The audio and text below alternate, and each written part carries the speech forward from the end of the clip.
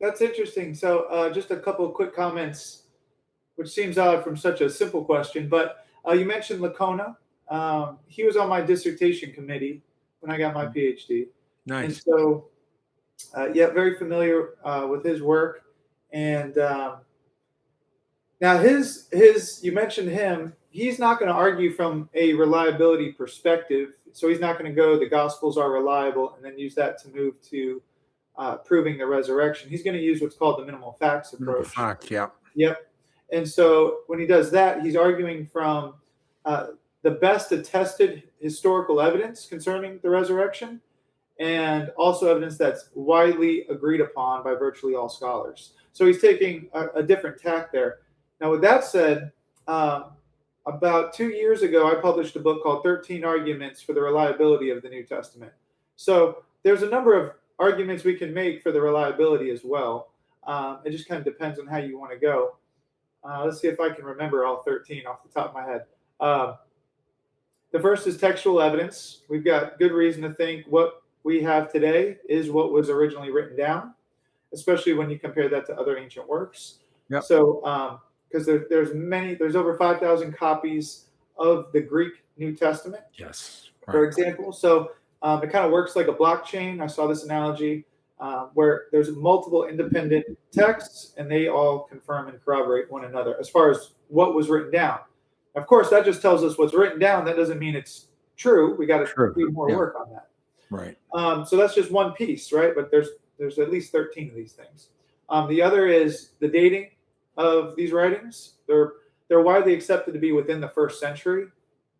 So within the lifetime of the eyewitnesses is a good frame. I will note, it seems like a lot of scholars lately are starting to consider earlier dates for the Gospels. And right. Like I've had some people say, well, this took decades to remember and stuff and write down. But, I think, and someone said, I think on the Diary of the CEO podcast, when the guy there, I can't remember his name, was talking to John Lennox, he said, I can't remember, or no, Wes Huff. He said, I can't remember what I had for lunch the other day. And Ben said, well, yeah, but okay, well, that wasn't really a monumental event. Right. Yeah, but you remember where you were when 9/11 happened. Mm-hmm. Like a monumental event like a resurrection is going to burn into your head more than where you had lunch last week. Yeah. Right. So, I mean, it's silly things. I was thinking about this just yesterday. I mean, me and probably you can remember your first kiss, right? I mean, it's just little simple things that are burned in your mind, and something monumental like this a decade from now would not be hard to remember. Yes, there's a number of examples like that. I played hockey at Liberty about 20 years ago now. So it's been a while. You had the rink then, yeah. The rink was there. I was there the first year the rink was built. Nice. But I've got some strong memories there of events 20 years ago, and I don't share those events weekly, right? Like the apostles would have been doing. Yeah. I share them when I get around the hockey buddies, or if I'm just sharing a story about it. Sure. So how much more something you repeat? Because it's not as though this is the other point on the dating. It's not as though even if you take the late dates, they're still written within the lifetime of the eyewitnesses. And by late dates, I mean Mark at 65 AD, Matthew and Luke around 80, 85 AD, and John in the mid-90s. They're still within the lifetime of the eyewitnesses. And so that's a good point. It's not like they're written centuries later or anything. But even if we take those dates, they were saying and preaching the gospel multiple times throughout that period. Right. So it's not as though it's just something, hey, I haven't talked to you, but remember 5 years ago, what'd you have for breakfast that morning? Right. I don't know. Right. So and that's a good point too. Even the significant events are things we remember. Right. And I mean, even the creeds are dated pretty close, right? 1 Corinthians 15. Yeah. We'll get to that too. They're very, very early. Okay. So we talked about the dating. I'll just mention Jonathan Bernier's book. He dates everything before 70 AD. Okay. He's got it's a yellow book called Redating the New Testament. I've got it somewhere. There's only been two full-length books on the subject of dating the New Testament, and they're both pre-70. They date everything pre-70. So that's pretty significant. We've got authorship. Mike Licona just debated Bart Ehrman on the authorship of the Gospels, which is pretty interesting. Some good developments going on there. But when it comes to Paul's writing, there's at least 7 undisputed Pauline works. So even skeptics grant those, and they're going to be the ones you want. We'll just stick with 1 Corinthians and Galatians because we'll talk about those. Just kind of painting this overall broad picture of New Testament reliability. We've got the creeds, which we'll talk about, especially the appearance of the 500. You have historical criteria like multiple attestation, embarrassing testimony, things that we use today. So they're not foreign by any means because we all have the same access to the past. You've got undesigned coincidences. You've got archaeological discoveries. You've got non-Christian sources that report things we find in the New Testament. You've got Christian sources outside of the New Testament that corroborate what we find in the New Testament. You've got the development of the canon itself, which I think points to it. Bruce Metzger has some pretty interesting comments there. You've got spiritual transformations in people's lives, which doesn't show the New Testament is reliable, but it's consistent with it being reliable. Like if there were no lives changed, that would be an argument against the New Testament. And then lastly, I think that's 13. But lastly is the minimal facts approach. So even if I'm wrong on those first 12, we still get the minimal facts approach, which means we still get the gospel. Right. So with that said, going to the creeds, the most studied creed in the New Testament is in 1 Corinthians 15. It starts on 1 Corinthians 15, verse 3. But throughout the New Testament, there's a number of creeds, and we're not talking about like the Office character. We're not talking about the band or anything like that. We're not talking about the Westminster Confession or the Nicene Creed. We're talking about oral traditions that are preserved in writing, for us today. And so the question is, well, why would they preserve these things in writing? If it's an oral tradition, it's supposed to be oral. Why is it written down? Well, in 1 Corinthians 15, Paul's reminding the church in Corinth what he preached to them. Because if you remember, there's a lot of dissension going on and people saying, oh, well, I was baptized by Peter, so I'm better than those guys, right? And Paul's point is like, that's not the gospel. You know, I wasn't crucified for you. Peter wasn't crucified for you. Right. So in verse 1, he says, I came preaching the gospel, which has the power to save, if you believed. And I came and preached this as of first importance. So he's reminding them of the gospel that he preached that has the power to save and is of first importance. So these are like key clues for Christians to listen up to. And then he goes on to say, I delivered to you that which I received, which would be technical terms that rabbis would use for passing off and handing off tradition. And Paul uses them here. So they don't have quotation marks back then. You know, there's no punctuation. Right. It's the closest we can get to a footnote back then. So Paul's telling us, I delivered to you that which I first received. And it says that Christ died for our sins, according to the scriptures, and that he was buried, and that he was raised on the third day, according to the scriptures, and that he appeared to Cephas. And then he gives a long list of people who saw the risen Jesus. He gives 3 groups and 3 individuals. And the 3 individuals are Peter, James, Jesus' brother, and Paul. And then the 3 groups are the 12, the 500, and the rest of the apostles, because there's a larger group than just the 12. And we see that in Acts 1, for example. Yeah, I've heard that people have said, well, Paul wasn't a witness. But from what I've read, Paul knew these guys, and he was also a Pharisee before he even converted. So he would be aware of Jesus for sure and what was going on in the city, right? Yeah. Well, there's a few comments to be made there. It's interesting because I've heard it just briefly mentioned here or there in more recent times that Paul wasn't an eyewitness. But skeptics have traditionally granted Paul is the only witness that we have. So it's a confusing kind of thing that's going on in this world of skepticism. Paul says he saw the risen Jesus. So he is speaking as someone who saw Jesus. Okay. Yeah. So you can deny, you can argue against that, but he's making the claim that he is a witness. And last of all, as to one untimely board, he appeared to me also. He says that in verse 8. So is that in reference to the road to Damascus? Yes, yes. Now, what people might say is, well, Paul didn't know Jesus because he didn't see him during his lifetime. That may be something people may say, but we don't know, to be honest with you. We don't know one way or the other because Paul's a Pharisee of Pharisees. He's very zealous for the law. He's probably going to be in Jerusalem during the Passover when Jesus is being crucified. So it could very well be the case that he was there, but we don't really know. It's just we're kind of making a case just based on circumstantial type evidence there.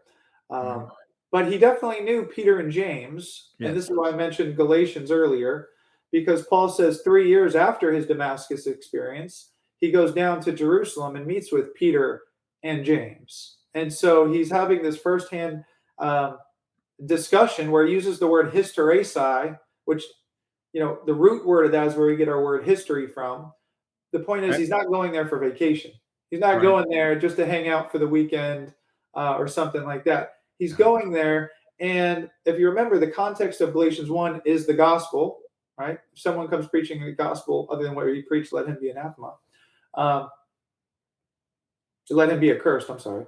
And then, so then he goes on to say how he went and talked with Peter and James. And then in 1 Corinthians, if you remember what he said, he's preaching the gospel that has the power to save and is of first importance.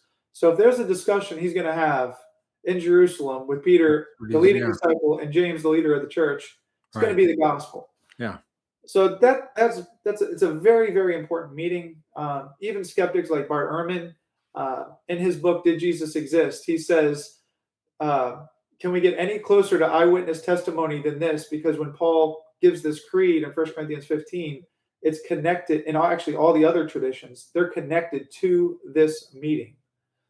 And so it's a very important meeting. Paul says, or Ehrman even says, I wish I could be there. So it's a very, I mean, who wouldn't? I mean, you got the two leaders and Paul. Well, to hear Bart Ehrman say that is something, that's for sure. Yeah. So it's Bart Ehrman thinks that this location is the one where Paul most likely received all the traditions he cites. Because remember, we said there's multiple early creeds in the New Testament. So just a couple others would be like Romans 10:9, Philippians 2:5-11 would be another example. Romans 1:3-4.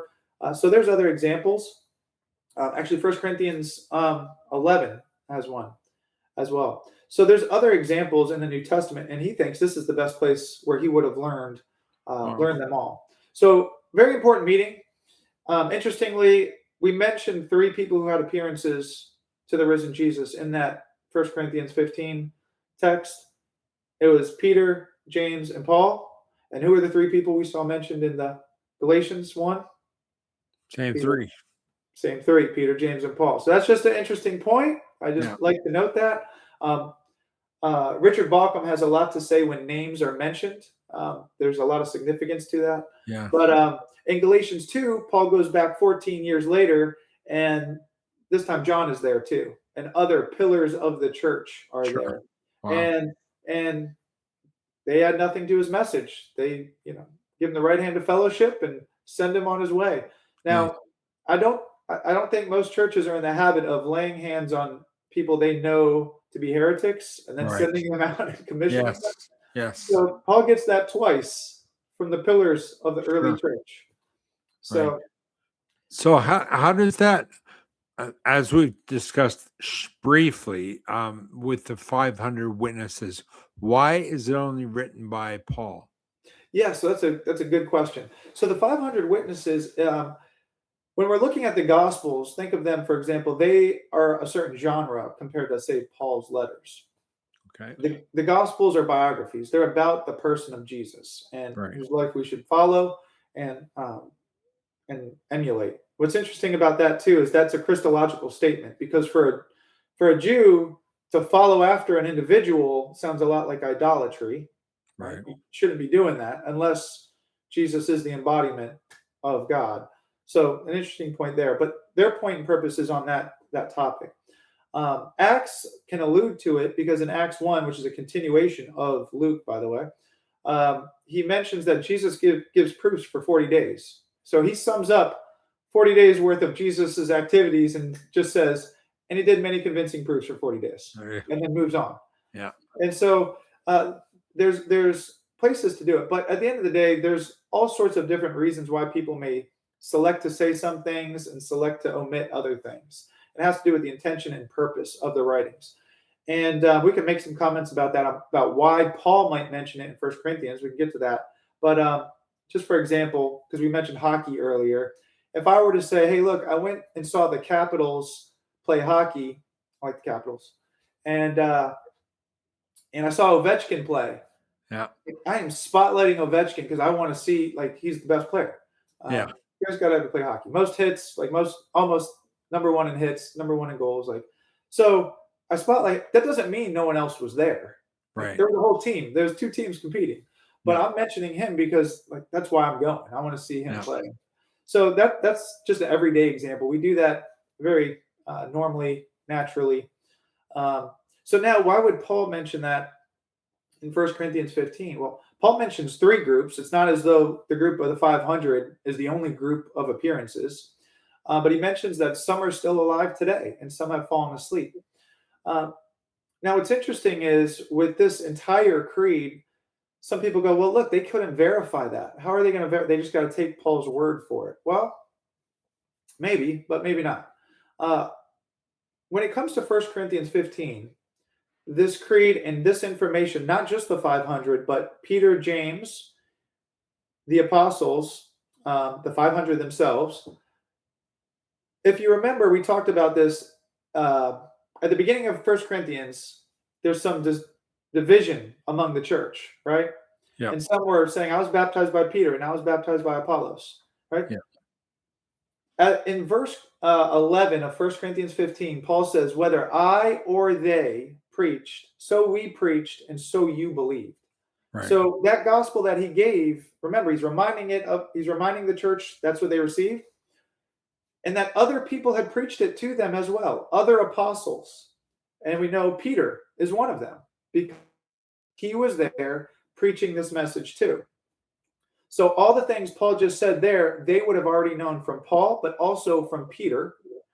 And so now that Paul's putting himself in a position to be falsified, because if he's saying something that he knows Peter's going to challenge, that's going to create an issue. Because we'll often hear, well, they can't go to Jerusalem to check. Well, people did travel back then. Sure. And it's expected that they would have done that. And even especially in the church in the church in Corinth, because in 1 Corinthians 16, Paul talks about taking up a collection, and that guess where they're going to go? They're going to go to Jerusalem and drop that collection off. So they could go and verify everything that Paul had said. He can be falsified there, but he's going to meet with, they'd be able to meet with James, who would be the the leader of the Jerusalem church, and Peter, who would most likely be there as well, because they're taking donations to the church.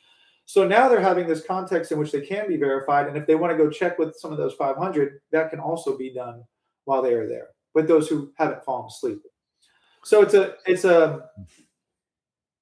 an interesting text for a number of reasons, not just because it's a creed, not just because it's dated very early. We mentioned early, but we didn't really specify early 30s AD. So that wouldn't be decades, like the Diary of a CEO guy was mentioning. I think his name is Stephen. So early 30s, connected to eyewitnesses, has groups of appearances, and the church in Corinth could verify these things. So why would Paul present these things that could be falsified? And then, of course, we know Paul's willing to suffer and die for these things, as he mentions in 2 Corinthians 11. He gives this long, long list of things he was willing to suffer and endure. So now, one of the other things that people may do, though, this happened for a while. It kind of fell out of season in the 70s and 80s, where it's starting to come back a little bit, where they would try to pit Peter and Paul against each other. and say, well, look, Paul was doing one thing, Peter's doing another.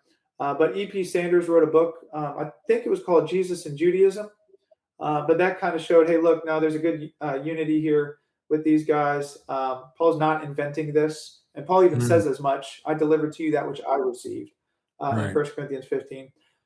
But we also, and now again, he's inviting them in chapter 16 to come verify what he had said, because they're going to give their resources to these people. And if they're not preaching that message, they're going to stop giving resources. Yeah. And then, but then in the early church, we see Paul and Peter seen as examples for us. 1 Clement 5 says that, because they're both willing to suffer, but they both eventually suffer martyrdom. All of Paul's letters, except for Philemon, are cited in Ignatius, Polycarp, who is a disciple of John, and Clement. All but one of them are alluded to or cited or referenced in some way in those letters. So if there's a division going on in the early church with Peter and Paul, those guys don't know about it. So I think it continues to be a very strong case. I know we went super quick over all that material. I had a coffee not too long ago, but we can pause there and give that. Yeah, what people don't realize, I think, is that this is not one. It's not one book, although it's bound as one book now. Yeah, the Gospels and Paul's letters were all independently floating around the Middle Eastern world there, and they were individual letters, and they are like pieces of antiquity, not bound together in a book, but they happen to tell different parts of the same story. Yes, and that's one of the biggest confusions is the New Testament it's not just one book, it's 27 books, 27 different pieces of ancient writing. For Christians, obviously, we view it as scripture, as God breathed, because it's reporting, in part because it's reporting and recording what God in the flesh came and did in this world. He did things in this world, and he wants us to know them. So it's going to leave its historical impact in the world as well. And so when we look at these things, we're looking at these different sources. What do they tell us? Do they depend on one another? Because the synoptics have they show that they're using sources and things like that. So we want to look at those the same way from a historical perspective and reliability perspective, the same way we would any other ancient texts. And historians do this all the time. So when it comes to when we're trying to understand what happened in the past, it's not as though we have some sort of special tools we know when it comes to something religious or something like that. We all have the same access to the past. And so we use the same tools to know those things. And whether or not there are people who think the source, say for scripture, for example, is inerrant and inspired, whether or not one doesn't have to think that in order to study these texts as historical documents, because nobody thinks Plutarch is inerrant and inspired, and yet they study him. Nobody studies Tacitus and thinks he's inerrant and inspired, and yet they think he's still reliable. He still gives us some good information. And how do we know that? Well, we do the same, critical historical method to them as we do today, for the most part. So lots of good things there. Don't know which of those. Well, there's a lot of great stuff, and as you said, it's kind of a quick overview. We just don't have time to go into it all, and people can go to your do you have courses on online through Core Apologetics as well? Yes. So what we do, part of my story, I'll just give the snapshot version here, is part of my story is I felt like I had to go to grad school to get discipled. I thought that seemed a bit ridiculous. That doesn't seem right. So we're trying to take a lot of what is going on in seminary and take it out so you don't have to go to seminary to study and learn these things. So we want to help equip churches and organizations and individuals with these things. And I've taught online. When I was a business undergrad, and I took the online classes because they were easier, right? You do your discussion boards and you get your points, but they're they're not very enjoyable. Right. So one of the things we do is we have live webinars. So we teach them live, kind of like what we're doing now, except there can be engagement and interaction, and we ask questions because the idea is we want you guys to learn it. We want Sure. believers to learn in these things and to be able to pass them on as well, not just memorize something, but it's really the head connecting to the heart and the hands. And so we do these live webinars to help go over these things. So those are some of the things we do. I do teach online at Liberty, which is a little bit of a different program. I should nuance that because I know I was just kind of downplaying some of those online classes. But I've seen some online ones do better than others. I typically do dissertations and things like that, so it's a totally different. Now, again, what is your book, Ben? Your 13 points. My book is called Trustworthy: 13 Arguments for the Reliability of the New Testament. It just got translated into Spanish, so I only have a Spanish edition. So that's it right there. That's it's hard. Not gonna get much better Pull it back towards you more. There we go. Yeah, that's easier to see. Yeah. So Trustworthy. Well, anyway, there's a link probably through your website, right? Yeah, there should be. There should be. Okay, so coreapologetics.com, if I'm right. Yes, coreapologetics.com, and then we've recently started our YouTube channel. So our biggest goal though, it's really helping take the things that Licona, but really Licona and I both studied with Dr. Habermas and trying to get Dr. Habermas's stuff out into the world, right? Because he's so big on ministry, he's big on the resurrection, and those two are very transformational for me. And right now, if you want to study with him, you just got to get a PhD. Right. So there's kind of a high bar of entry there for him. But if you go past that, but so how can we help equip others, especially if you're busy, you got a job, you got a family, you're serving in your church. Yeah, it's tough to have time for that. So this is what we're trying to do, trying to meet people where they're at. Yeah, well, that's great. That's good. I mean, on the street is where it's at, right? I mean, if you're talking to somebody on the street that you meet at the grocery store or whatever about Jesus, they're not going to ask you, do you have a PhD in this? Yeah. I'm not going to take your word unless you do. I mean, it's a real experience. And as Jesus said to his followers, unless you come as little children and understand, I mean, the gospel is complicated, but it's simple as well. Yes, absolutely.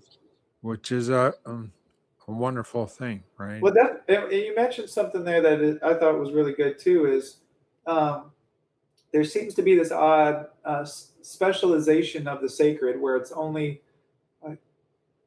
I only have to study it if I'm going into ministry full time. I've got this old book from a Christian businessman where he says, he starts the book by saying, if you say you want to study the Lord's word, memorize scripture, share Jesus with others, and spend time in prayer, that's wonderful for someone in ministry to do.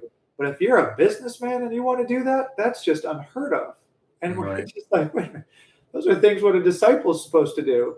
Yeah. And so this is what we're all supposed to do. And this is what we're trying to do. We don't want to outsource our discipleship to our pastors or, those in colleges. That's ridiculous. Sure. We need to all be living it out daily.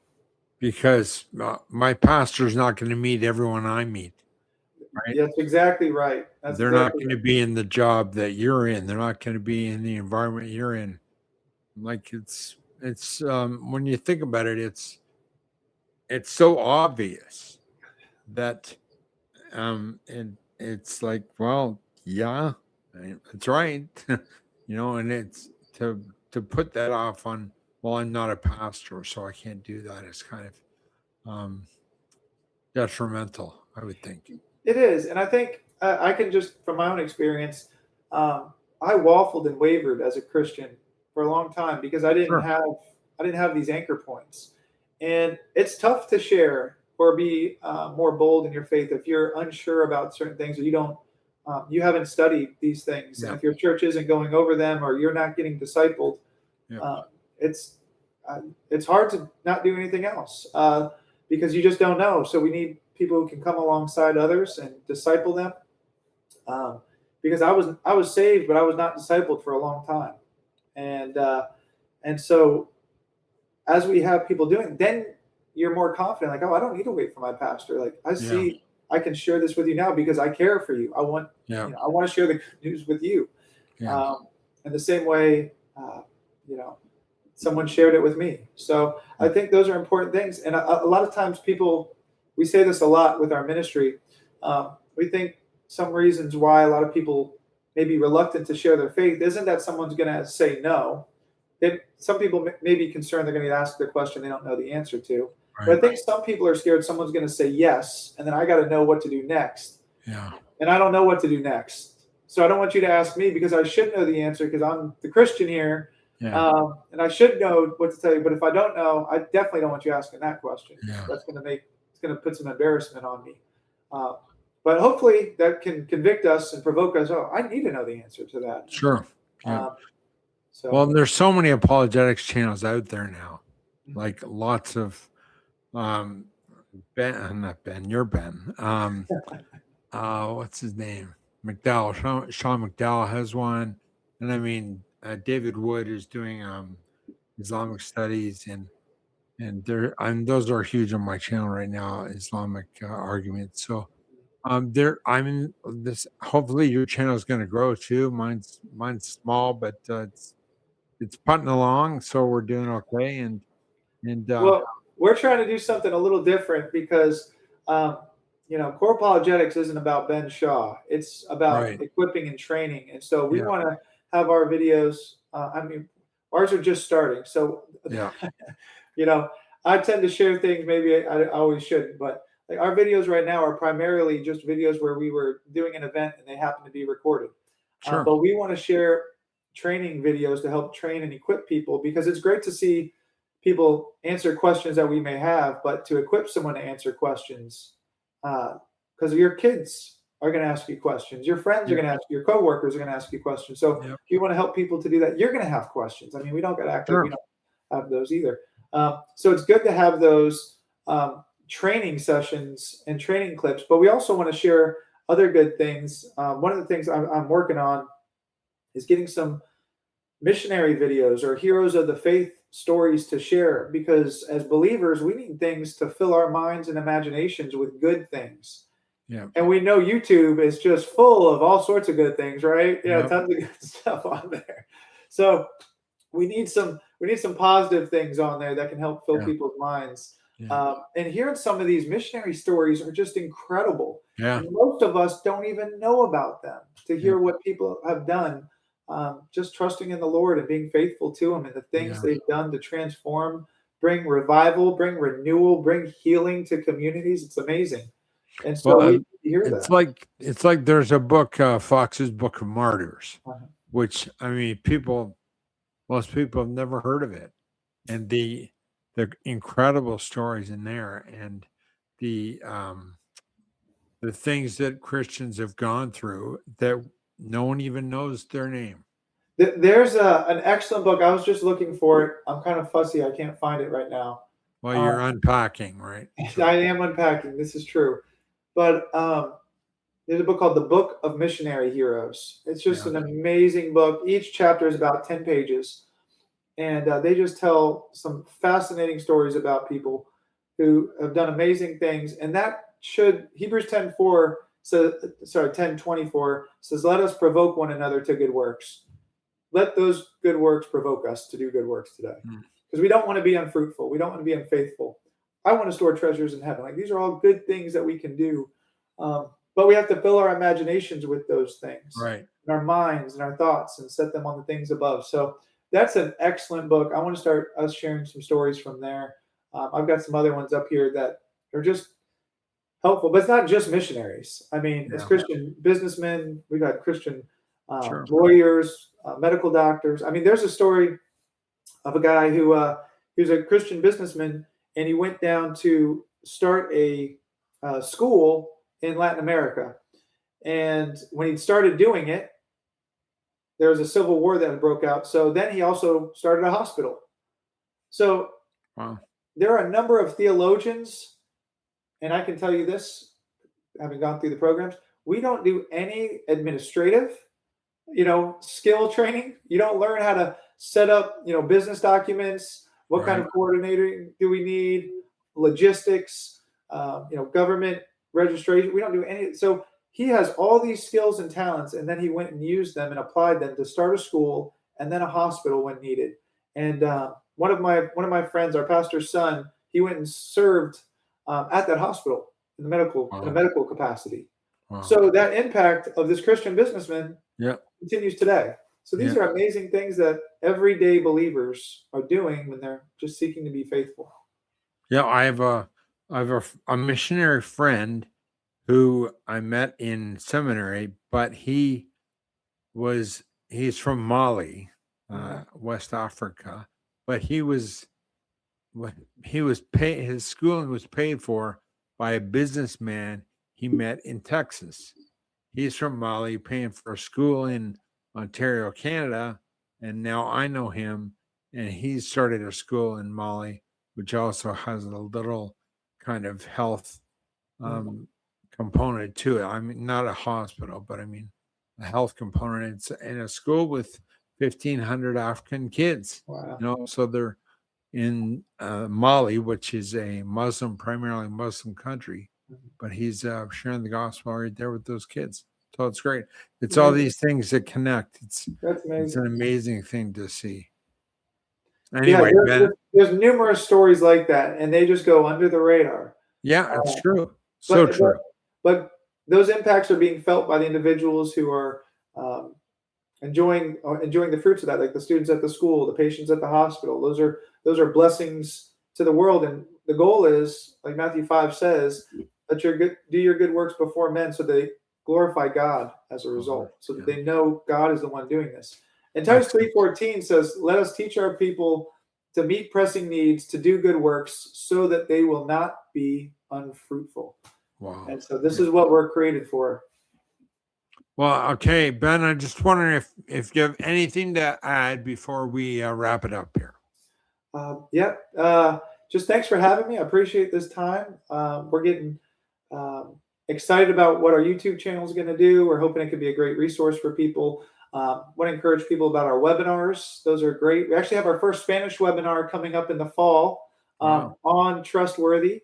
So that will be registration will be available soon for that. And then, a lot of good things we're trying to do. We're trying to just partner with different, again, churches and organizations to help bring these things with the goal of making disciples of all disciplines.